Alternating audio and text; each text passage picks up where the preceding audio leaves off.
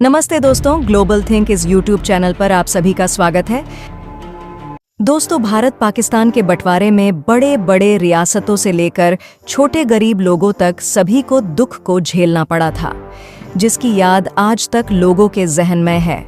हम सभी को पता है, भारत और पाकिस्तान के बंटवारे में के ऐसी रियासतों के नवाब थे जिन्होंने भारत में शामिल होने का रास्ता चुना था, लेकिन इसमें कई रियासतें थीं जिन्होंने पाकिस्तान जाने का फैसला किया था।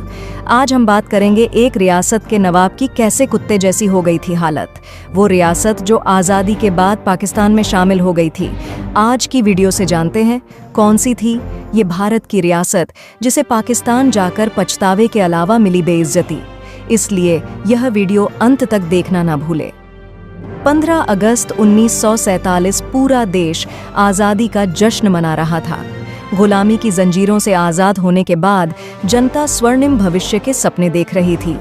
वहीं पंडित नेहरू के नेतृत्व वाली भारत सरकार देश को आगे ले जाने की तैयारी में जुटी थी। इसी बीच आज़ाद भारत सरकार को एक ऐसी खबर मिली जिसे सुनकर सब हैरान रह गए। खबर यह थी कि एक सनकी नवाब ने अपनी रियासत को पाकिस्तान में मिलाने का ऐलान कर दिया था। किसी को यकीन नहीं हो रहा था कि कोई नवाब ऐसा कर सकता है, वो भी तब जब उसकी प्रजा इसके लिए तैयार नहीं थी। आज़ाद भारत के सामने यह एक ऐसी समस्या थी जिसने आज़ादी के जश्न को फीका कर दिया था। पंडित नेहरू और सरदार पटेल किसी भी कीमत पर इसे नज़रअंदाज नहीं कर सकते थे। उन्होंने वीपी मेनन, जो उस समय गृह मंत्रालय के सचिव थे, उन बुलाया और समस्या की जड़ का पता लगाने के लिए कहा। इसके बाद जो हुआ वो इतिहास में दर्ज है। कहानी है जूनागढ़ के नवाब की, वो रियासत जो आज़ादी के बाद पाकिस्तान में गई। जूनागढ़ या जूनागढ़ गुजरात में एक रियासत थी जिस पर भारत में मुस्लिम बाबी राजवंश का शासन था, जो ब्रिटिश भारत के विभाजन के बाद पाकिस्तान के डोमिनियन में शामिल हो गया था। जब बंटवारे के बाद जब सरदार वल्लभ भाई पटेल जी ने 500 से ज्यादा रियासतों का विलय कर रहे थे, तब जूनागढ़ के नवाब पाकिस्तान में विलय के आमादा था। लेकिन उनके राज्य में हिंदू आबादी ज्यादा थी जो चाहती थी कि जूनागढ़ का विलय भारत में हो। जूनागढ़ को पाकिस्तान के साथ जोड़ने का ऐलान जिस नवाब ने किया था उसका नाम था मोहम्मद महाबत खान जी तृतीय। जूनागढ़ के अंतिम नवाब की एक पहचान यह भी थी कि उसे कुत्तों से बहुत लगाव था और संगीत उसकी रगों में लहू बनकर दौड़ता था।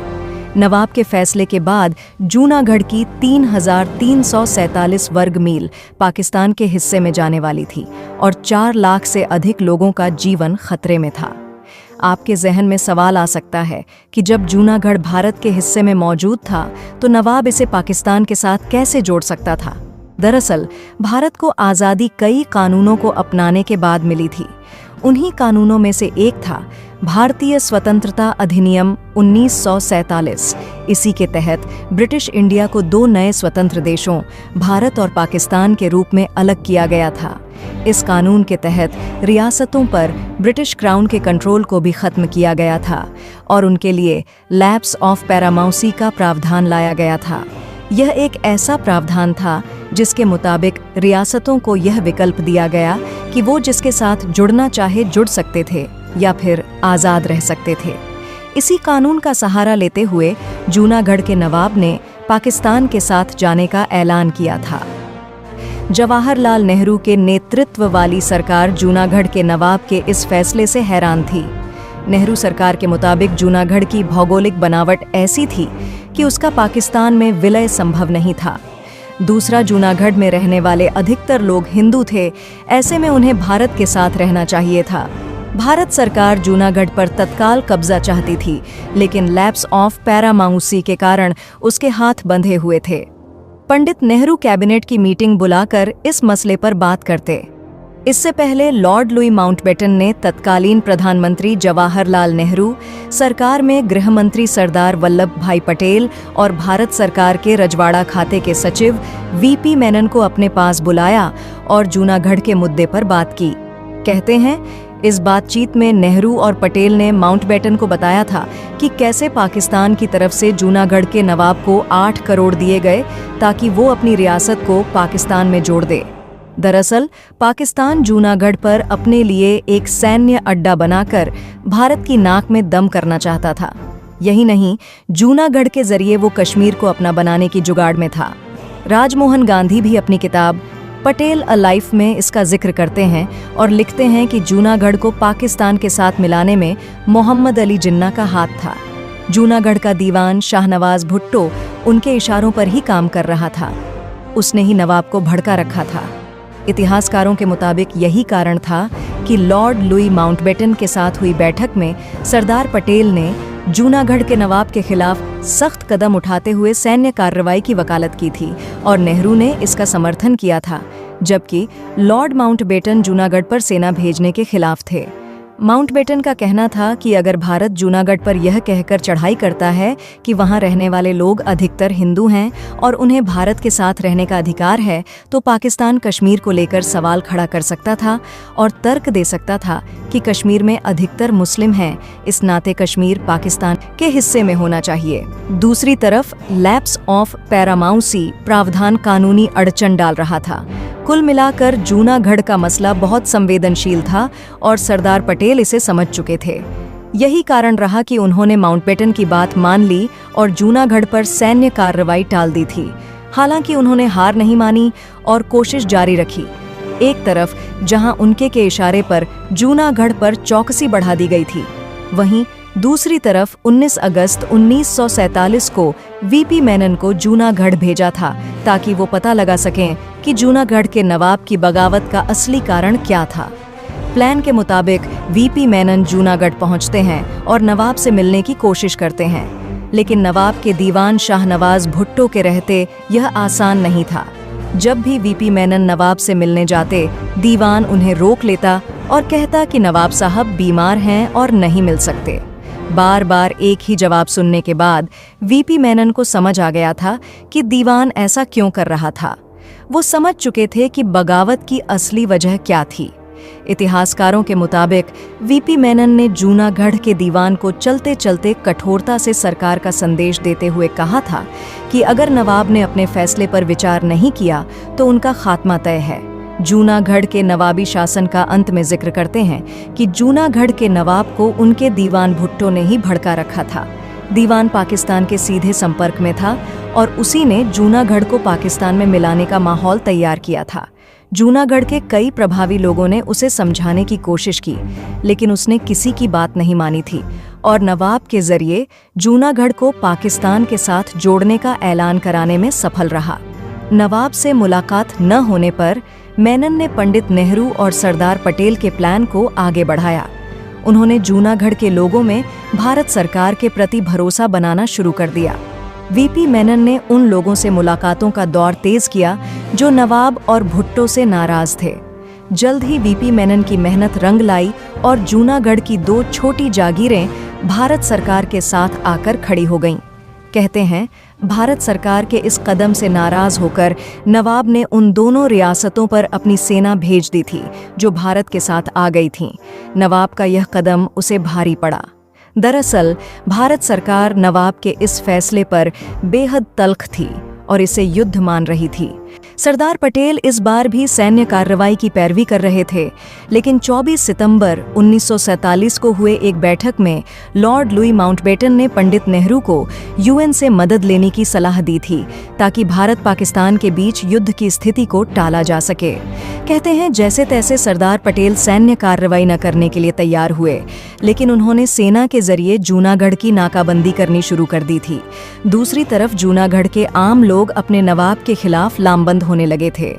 इसी बीच वीपी मेनन मुंबई में कई काठियावाड़ी नेताओं से मिले। इन्हीं में से एक थे उच्चरंगराय ढेबर। ढेबर आम लोगों के बीच बेहद लोकप्रिय थे और सत्याग्रह के लिए मशहूर रहे। वीपी मेनन ढेबर और उनके साथियों को यह समझाने में कामयाब रहे कि अगर जूनागढ़ के लोगों को भारत का हिस्सा बनना है तो उन्हें अपनी जंग लड़नी होगी। कहते हैं, बस यहीं से जूनागढ़ के नवाब की उल्टी गिनती शुरू हो गई थी। वीपी मेनन से बैठक के बाद ढेबर सक्रिय हुए और उन्होंने जूनागढ़ के नवाब के साथ कई मुलाकातें की। ढेबर की तमाम कोशिशों के बावजूद जब नवाब अपने फैसले को बदलने के लिए तैयार नहीं हुए तो काठियावाड़ी नेताओं ने श्यामल दास गांधी की अगुवाई में आरजी हुकूमत बनाकर नवाब के खिलाफ मोर्चा खोल दिया। आरज़ी हुकूमत का एक ही लक्ष्य था, जूनागढ़ की प्रजा की आज़ादी। जल्द ही वो लोगों को यह भरोसा दिलाने में कामयाब रहे कि जूनागढ़ के नवाब के पास जो अधिकार थे वो अब आरज़ी हुकूमत के पास आ गए हैं। एक बार जनता का समर्थन मिलने के बाद आरज़ी हुकूमत के अनुयायी जैसे ही जूनागढ़ के अंदर घुसे, नवाब बुरी तरह डर गया। उसने मान लिया था कि उसका बचना संभव नहीं है। आनन फानन में वो अपना सोना चांदी लेकर भागा। कहते हैं नवाब इतना डरा हुआ था कि वो अपनी पत्नी और बच्चों को छोड़कर कराची भाग गया था। नवाब के भाग बाद अब जूनागढ़ की जिम्मेदारी दीवान भुट्टो पर थी। आगे उसने वही किया जिस बात का डर था। भुट्टो ने आरज़ी हुकूमत को रोकने और आम लोगों के विरोध को दबाने के लिए पुलिस कमिश्नर मोहम्मद हुसैन नकवी की मदद से बल का प्रयोग किया। परिणाम स्वरूप जूनागढ़ उजाड़ता चला गया और वहां की सड़कें वीरान हो गईं। इतना सब करने के बाद भुट्टो की खैर न थी, इसलिए उसने पाकिस्तान से मदद मांगी, मगर जिन्ना ने भी उससे मुंह फेर लिया था। अंततः शाहनवाज भुट्टो ने हार मान ली और आरज़ी हुकूमत के सामने घुटने टेक दिए थे। इसके बाद 1948 में भारत संघ ने जूनागढ़ पर कब्जा कर लिया, जिसे उसी वर्ष आयोजित जनमत संग्रह के माध्यम से वैध कर दिया गया। जूनागढ़ के नवाब ने कई चालें चलीं, हर चाल उलटी पड़ी। हालांकि कुछ ही सालों बाद पाकिस्तान में उसकी स्थिति खराब हो गई। अब उसके वंशज वहां खराब हालात में रह रहे हैं। जूनागढ़ के इन नवाब का नाम था नवाब मोहम्मद महाबत खानजी तृतीय रसूल खानजी। पाकिस्तान में अब नवाब के परिवार वालों को गुजारे के लिए महीने का जो पैसा मिलता है वो चपरासी के वेतन से भी कम होता है। हालांकि नवाब के परिवार के लोग पाकिस्तानी मीडिया में ये बताने की कोशिश करते हैं कि पाकिस्तान के लिए उन्होंने कितनी बड़ी कुर्बानी दी, लेकिन इस मुल्क ने उन्हें हाशिए पर फेंक दिया। हालांकि वो अब भी जूनागढ़ के भारत में विलय के मामले को विवादास्पद बनाने की कोशिश में लगे रहते हैं, लेकिन अब किसी की दिलचस्पी इसमें बची नहीं है। पाकिस्तान के कराची शहर में नवाब महाबत खान के जो तीसरे वंशज रह रहे हैं, उनका नाम है नवाब मोहम्मद जहांगीर खान। कुछ समय पहले उन्होंने पाकिस्तान में कहा कि अगर उन्हें पता होता कि पाकिस्तान जाने के बाद उनका मान सम्मान खत्म हो जाएगा तो वे कभी भारत छोड़कर नहीं आते। पाकिस्तान से प्रकाशित एक अखबार को दिए इंटरव्यू में नवाब मोहम्मद जहांगीर ने नाराज़गी जाहिर की कि आज़ादी के बाद बंटवारे के समय मोहम्मद अली जिन्ना के साथ हुए समझौते के तहत ही उनका परिवार पाकिस्तान आया था। जूनागढ़ उस समय हैदराबाद के बाद दूसरे नंबर का सबसे धनवान राज्य था। नवाब अपनी संपत्ति जूनागढ़ में छोड़कर पाकिस्तान चले आए थे। यहाँ तक कि उन्होंने जूनागढ़ की संपत्ति के बदले में पाकिस्तान में संपत्ति भी नहीं मांगी, तब भी पाकिस्तान में उन्हें उनके हाल पर छोड़ दिया गया। अब नवाब के परिवार का हाल ये है कि मौजूदा पाकिस्तान सरकार उन्हें अन्य राज्य परिवारों के समान न तो मान सम्मान देती है और न ही किसी गिनती में गिनती है।